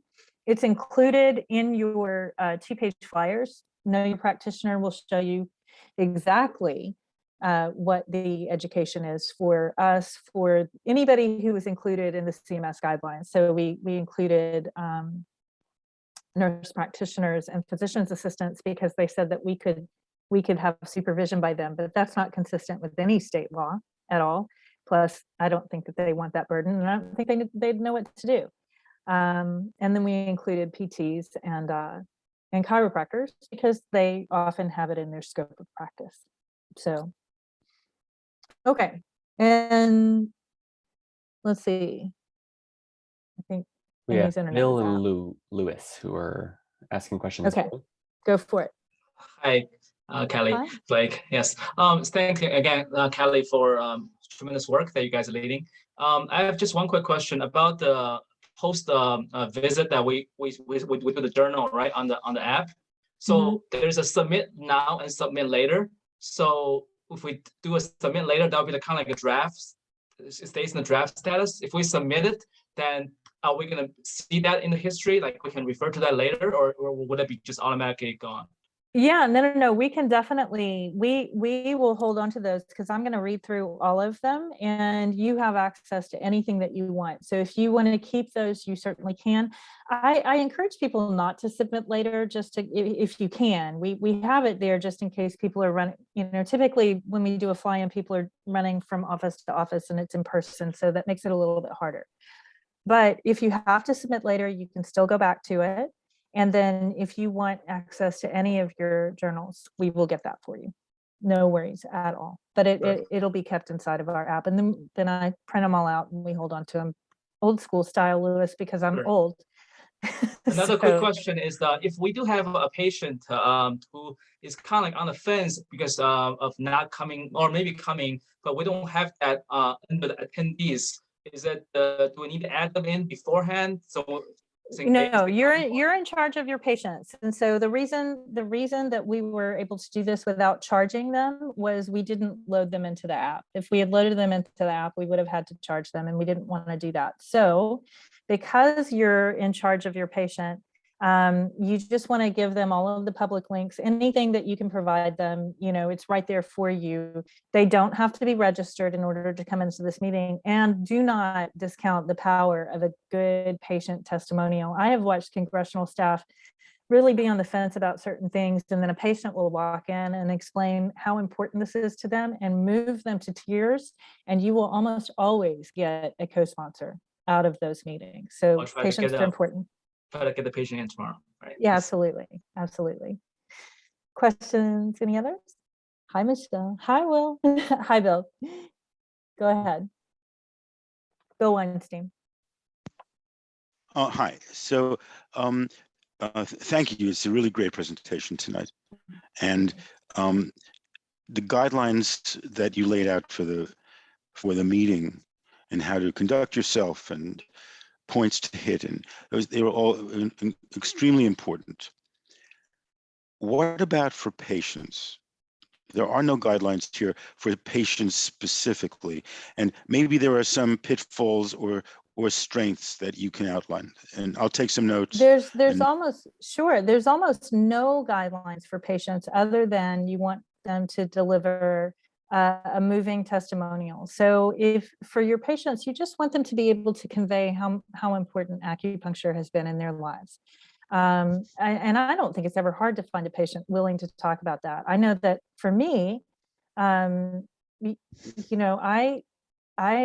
am relying on acupuncture right now. It did save one of my feet. I do have to schedule an amputation tomorrow or Thursday for a different one. But when I start talking about what I'm going through and how important acupuncture has been in that healing process, and the last time I got to do that, I did that with specifically with Congresswoman Judy Chu, who pointed out that those types of testimonials really move the needle.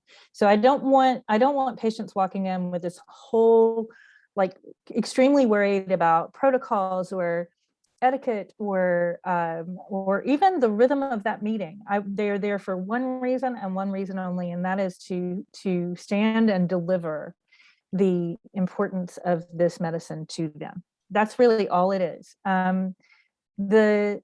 The reason that we don't put them in Senate meetings is they're so big, and everybody who wanted to bring a patient, then suddenly you brought a patient and only one could speak anyway, right? So patients become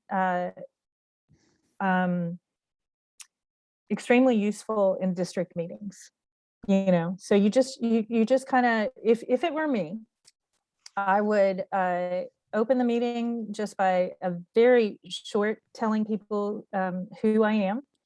And I would ask them, I would tell them that I was there seeking a co-sponsor for HR 4803, Acupuncture for Our Seniors Act 2021. And then I would ask them what they know about acupuncture and licensed acupuncturist, if they know anything. And then I would kind of proceed from there. But right after we ask that question, once you have your answer, if you know that you have to do a little bit of education, that's fine.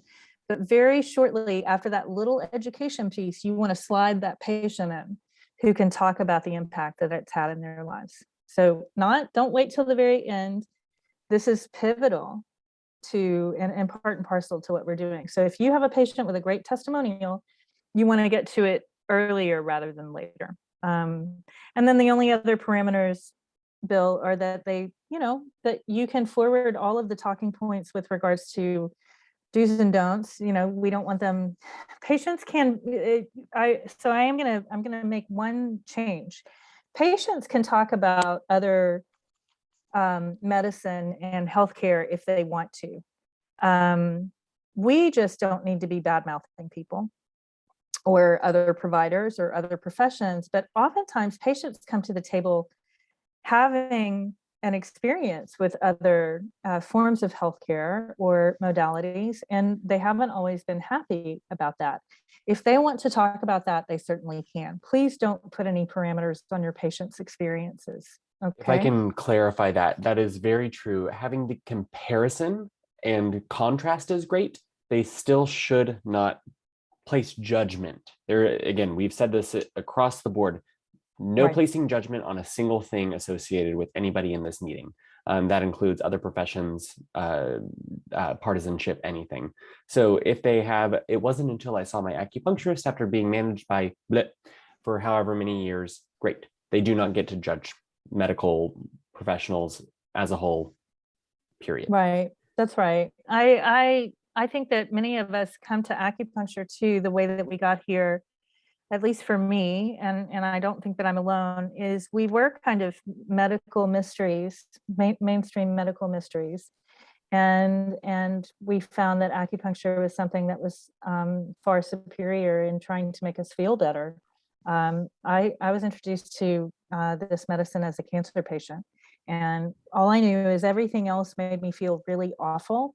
And acupuncture was the one thing, and Chinese herbs was the one thing that actually didn't make me feel terrible. And it was enough that I needed to find out what it was and study it. That's how important it was to me. So yeah, no denigrating anybody. No, let's when they go low, we go high. I guess we just don't go low ever. There is no space in this. And actually that opens the door to one thing that I do want to say to you guys. Historically, we have a problem in this industry of being competitive with each other, or dismissing people who are trying to do things just because we don't necessarily agree with them. This industry has got to stop doing that. There is no competition here. For people who said to me the other day that they, if ACUCONGRESS is doing the training, is that confusing to people with regards to any other legislative efforts? No.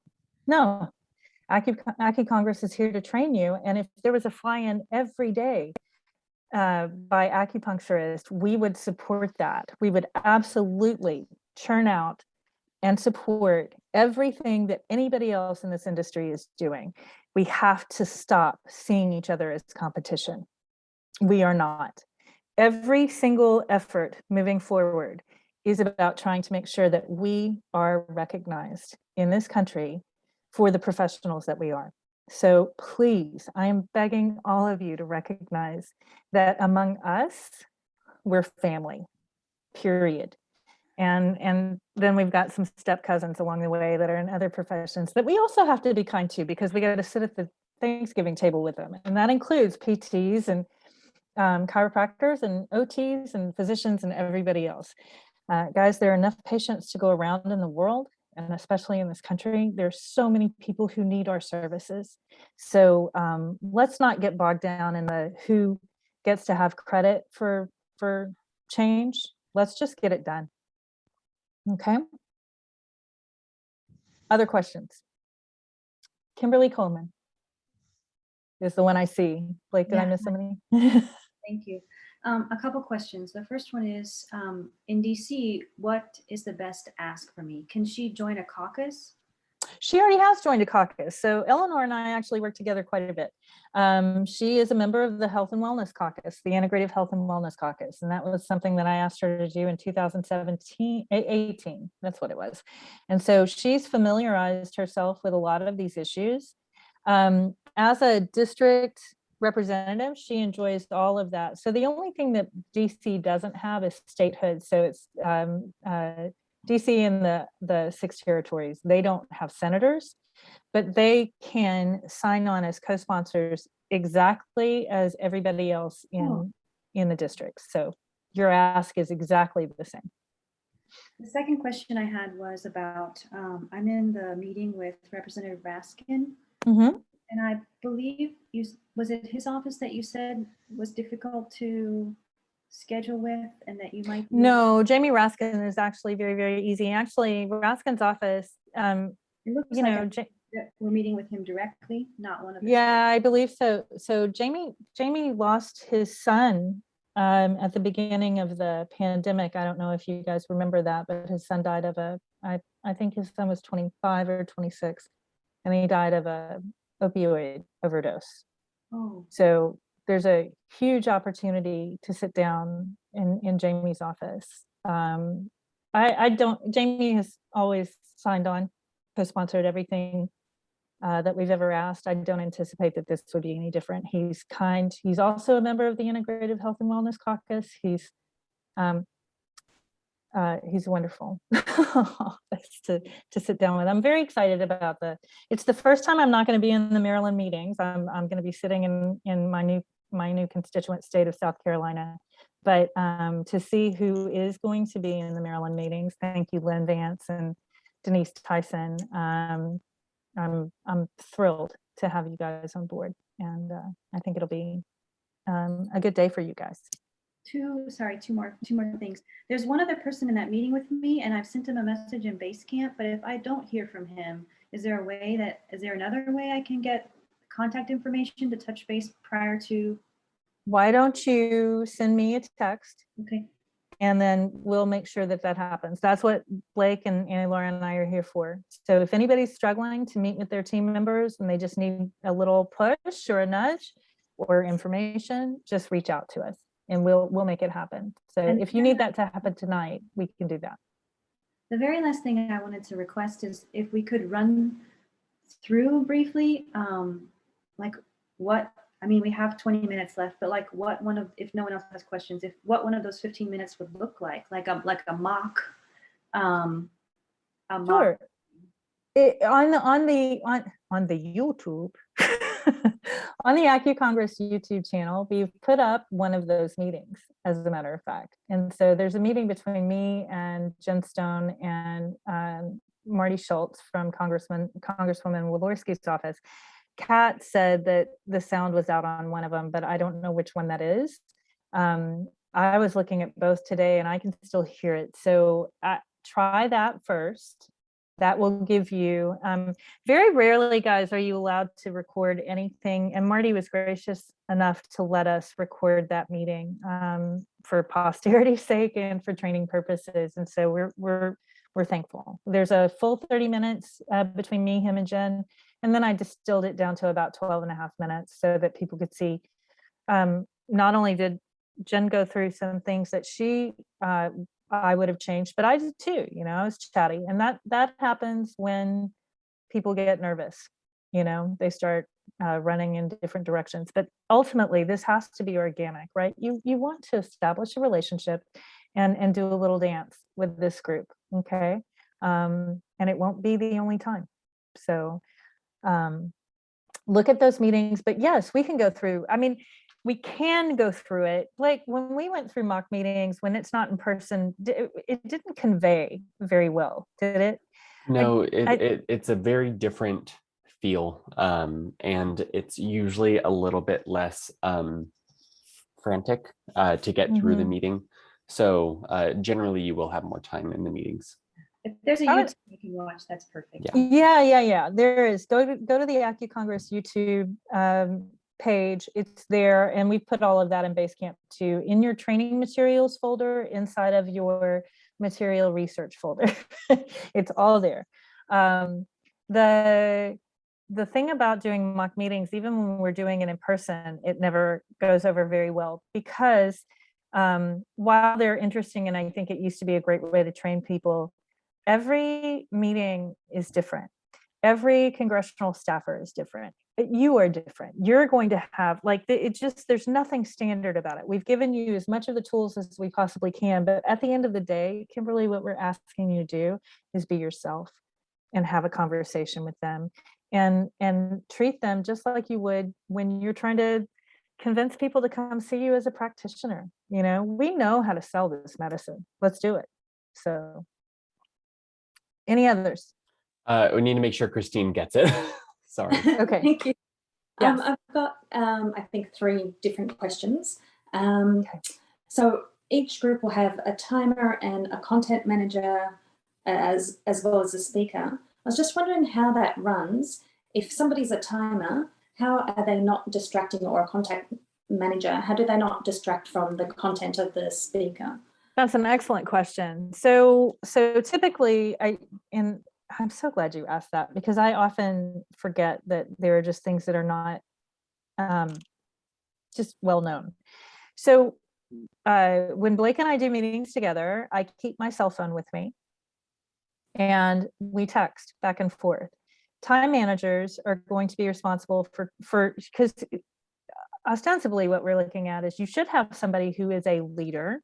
They should delegate who's going to speak. You allow the speakers to kind of do their thing, but the content managers, who are usually the leader, are going to be making sure that you hit all the points. And so they will simply, if those points are not hit, they'll come out at the very end and make sure that that has happened. And then the timekeeper is going to be the one who is talking via text to make sure that people are aware of time.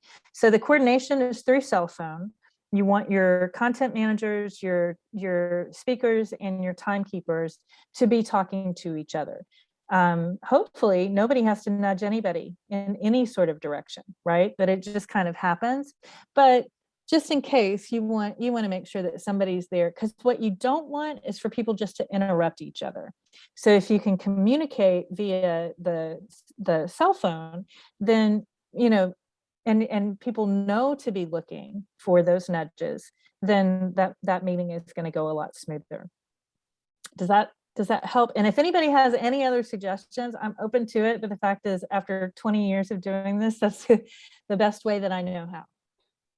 It's not harsh to also call somebody out in the meeting that has had to happen, where you say, hey, I just want to make sure that we get to the ask. Let's go on to the next part, if that's okay. That sometimes does have to happen. That actually happens a lot to me, because I take people in not realizing that these very renowned people will get caught in their introductions because they're so nervous. This is a very nerve-wracking environment, even when it's just congressional staff. But oh my goodness, when you throw a legislator into the mix, suddenly it is a motor mouth situation. And so typically what I do in those moments, Christine, is I just kind of lean forward and say, so the reason why we're here is, and that typically will move the conversation along. That's exactly it. Yeah. So that way nobody feels weird. We want to be respectful of each other. But the main thing is, this is a really easy one. We don't have a very long bill. So content management is this. You want to make sure you ask for a co-sponsorship. Please don't leave that meeting without having asked for a co-sponsor or a champion if you're meeting on the Senate side. Now, Christine had 3 questions. That was one. For the Senate meeting, there's 38 other people, so I'm going to sit back and just watch, which is great, but I have no idea who the state captain is. How do we know who the allocations are? So what state are you in? I'm assuming it's New York. Right. Your state meeting leaders. So when I toggle all the meeting leaders, that will happen tonight. It will show up in your list of attendees. Okay. I've just done that so that Victor. Oh, you did it? Just for New York, so that Victor, because that is the biggest one. So Victor will be coordinating those, especially as he's for now. No. Okay. That's Catherine McKenzie. I had already toggled the meeting leader on that. So Catherine McKenzie is the incoming president of ASNI. She is your meeting leader for New York, and that's her palm print right there. Kat, I can hear you now. I can't hear you. Wait. Sorry. I am sending out a ping right now and tagging everyone that has the ability to be on Basecamp. So you will find out give me 5 minutes. Okay. So here's what I would tell you guys. We started seeking state captains and district leaders in January. Nobody really stepped up to the plate. So I've assigned this to a lot of people. And they are, I figured once we get through one fly-in and have that under our belt, that the people who love it will step up and want to be district or state captains, right? But I wasn't going to force anybody. And then the people who hate it will probably never come back again. But it will all kind of work itself out in the wash. We are choosing the meeting leaders this time, and quite frankly, they're usually going to be state association leaders. But if you're interested, I want to hear from you, because this is not a hierarchy over here. We want everybody involved, and we want, this is the trenches, guys. We're in the middle of this battle together. So if you are interested in taking more of a leadership role, this won't be the last fly-in we do, although it will be the last one that we do this year. And it will be the last effort for a little while. I'm pretty sure there are going to be some other acupuncture organizations who pick it up and run with this too, until we get this job done. Okay. Was that two? Yeah, my last Okay. question is, I can see, because the Senate meeting has got all the attendees, we don't have a District 10, we don't have a meeting set up yet. It might happen tomorrow, from what I can gather. How do I know who's in District 10? How do I know? So I can tell you that right now. I have it up. So Go when you click into that meeting, you should still see an attendees button. And you have Charles and Rongsheng. Oh, so there is a District 10 meeting tomorrow?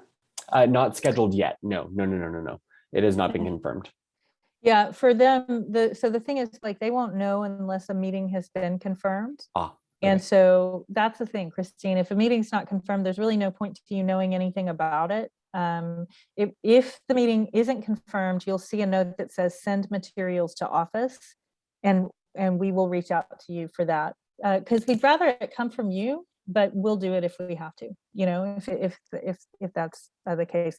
Blake, really quickly, there's 2 other people in that meeting. Yep. District 10 is what? It's Upper West Side, sorry, the West Nadler. and Jerry Nadler. Okay. The thing about Nadler is he's not going to sign on anyway, and it's not because he doesn't want to. It's because he chairs a very, very powerful committee, and so he can't. That has to do with appropriations, and so he can't really. I mean, it has to do with judiciary actually, so he can't really weigh in. But it's a nice office to meet with. I anticipate that that's not going to be a problem. I anticipate that the only 2 meetings so far, the only 2 offices that have just absolutely turned me down. One has a retiring legislator, Adam Kinzinger. So I'm going to reach out to his office anyway. And then there was another office out of Nevada. Outside of that, everybody who's been coming through, I fully expect that we will hit close to 100%. Everybody should have at least 3 meetings, maybe more. You will definitely have at least 1. Kimberly Coleman is always the hard one, because she typically is only going to have 1 in DC, but she's moving into the Maryland meetings too. Lynn and Denise, if you can introduce yourselves later to Kimberly, she works in Maryland. And so she'll be joining you for these meetings as well. She lives in DC, but works in Maryland. Anything else? Any other questions? No? Hi, Michelle. You got to unmute yourself. Hang on. Are you speaking to me? I'm talking to, I'm sorry. Hi, how are you? I was talking to Michelle Lau. Okay. Yeah. Hi. Hi, everybody. Well, Yeah. like today I'm just kind of listening because my eyes almost closed now. So Listen, this woman is a tour de force. She works.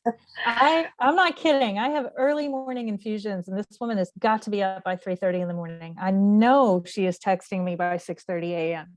So I don't think she sleeps. But what I would tell you is there's no more important person in this field with regards to advocacy, acupuncture advocacy, than Michelle Lau. And I'm just so incredibly grateful for the ability to work with her, and truly she's done some amazing things. So As I said in the beginning, for those of you I don't have email addresses for, I don't want to overburden Michelle, but I don't have any other way of doing this. So Michelle, I'll send you all of their schedules as they line up. And yeah, that's what the question I'm going to ask you, since that we have many people to join this sign, and they don't know what to do, and either myself too, I don't know what your plan is for tomorrow. So I need to, everybody will be calling me tonight, and they will be from the WeChat, then I have to answer them, maybe probably till midnight. Yeah, we're gonna be up all night, so you'll be Yeah. okay. So Michelle, here's what I tell you right now. I'm gonna look at it and just see how many email addresses we're missing of people that have meetings, and then I'll get you all of their information. Okay. But you do have all the email address I sent it to you yesterday and today. Yeah. Okay. Yep. So and yeah, in fact, everybody in our group, they are very, I mean, they really looking forward for us. So anyway, so I look forward for your how you the instruction, you know, for tomorrow. I'll get it over to you. Yeah, everybody who I don't have an email address for, but is in a meeting, will I'll send your schedules over to Michelle Lau. And as they change, obviously Michelle and I are going to have to be in pretty direct communication all day long. And actually we'll be in direct communication with all of you tomorrow, just so we're clear. Yeah, that's kind of all I'm going to say about that, because I'm going to get off this call and then I'm going to Zoom booking, and then I've got to reach out to Michelle. And I won't be sleeping basically until Friday, but for the rest No, of Kelly, one thing I want you to understand that, okay, you cannot, you know, you have to make sure you get some rest. Same as me too, you know, you have to. Otherwise, that it's not worth it, you know. You're right. She also texts me at 6:30 every morning to tell me to take care of myself, just so we're clear. Yeah, So, because you really need to take care of your own health problem, you know. Now it's very, very, very critical. And then everybody don't know how sick you are, you know. I know. Yeah. I know. But anyway, I think that we will make it tomorrow when we get it done. It's just not saying that this is just the beginning. So I told everybody in our group, yes, it's just the beginning. And we will try to make everything happen tomorrow in the good, you know, direction. And then by the beginning of the year, we need to be work, as you say, that we have a very good team, you know, get more young people to get involved and let them to take over a lot of work. So that's why it is time, isn't it? We have so many students right now who are coming out of school, just like I am, you know, 6 figures in student loan debt, and, you know, only able to hang a shingle. They really desperately need this. They desperately need this. And for student loan forgiveness programs, you know, I know Medicare can be a broken system. I get that, but the idea of not being able to perform our services without supervision, you know, by other providers that don't know our medicine very well, that doesn't make any sense to me. So it's just time to get this done. Yeah, Kelly, just try to get all the people into your base camp. And even though they don't speak, some people, but then they can know in what activity is going on. Right. And yeah, so, and I think that we will let people, most people, they thought, oh, this is the only one-time activities. I told them, no, it's just the beginning. And then we need to focus on after this time I got experience and then go back to the district. That's the most important part. Yeah.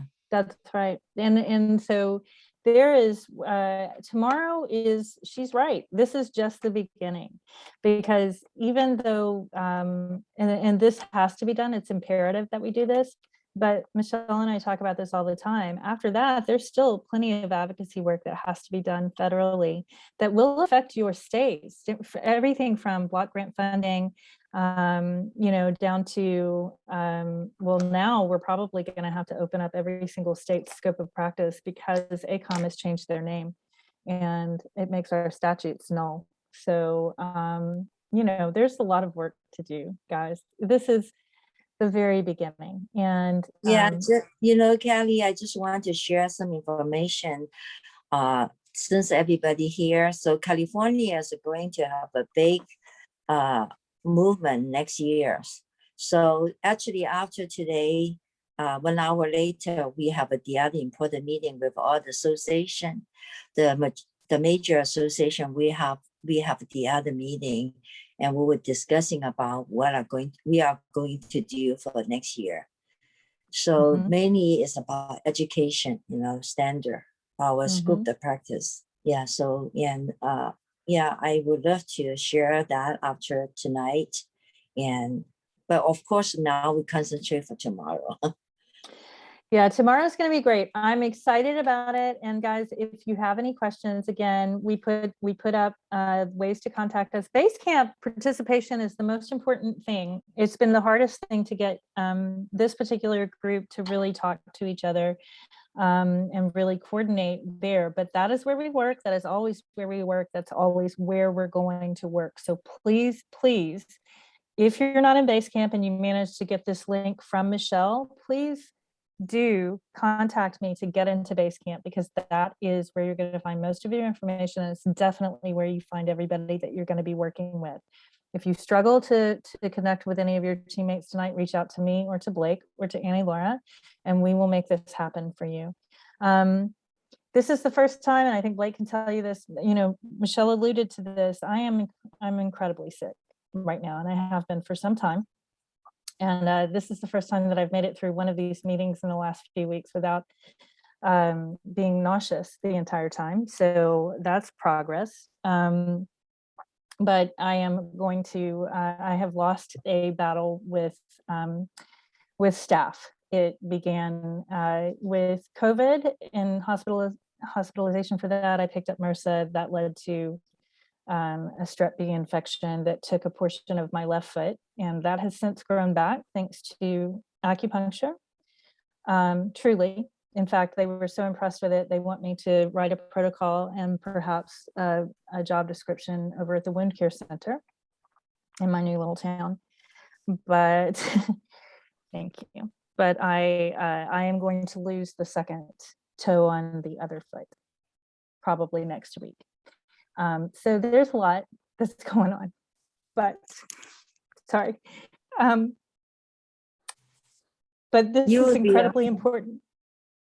And so I just want to thank you guys, not just for this part, but for being the community that has taken care of me for years. So Kelly, again, thank you. Kelly, we love you, okay? I love you back. Yeah, we love you. So you will be strong, I know that. But it's just like what I'm telling you, it's so important, not, you know, like even though tomorrow is very important, but you cannot say you're not going to sleep, okay? No. I actually am tonight. I have to, because if I don't, I just get a little more emotional, and nobody needs Callie Guyman crying through her entire day. Trust me, I've been there, I've done it, and I'm not going to tomorrow. So Blake, I'm going to kick this back to you, and if you'll wrap this up for me. If anybody, if you have any more questions, now's the time to ask it. But we're about to shut this recording down, and then I have to actually eat. Yeah.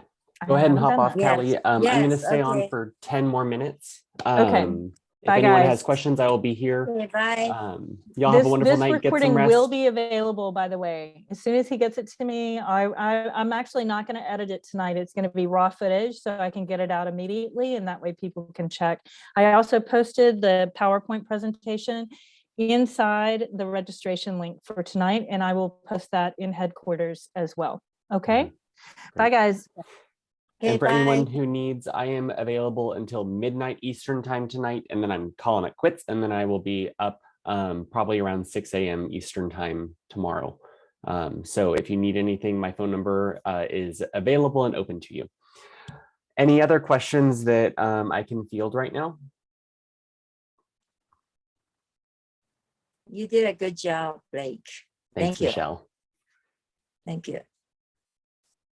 Okay. Well, I hope that y'all have a wonderful night. Please get some rest. We will see you tomorrow. You're going to be amazing. I have the utmost confidence in all of you. Susan, I will be giving you a call here in just a moment. I'm going to end the meeting, Thank y'all. you. Have a good night. Thank you so much. Good night. Thank you. Thank you. Bye. Bye, Michelle. Bye. Bye-bye. Good night.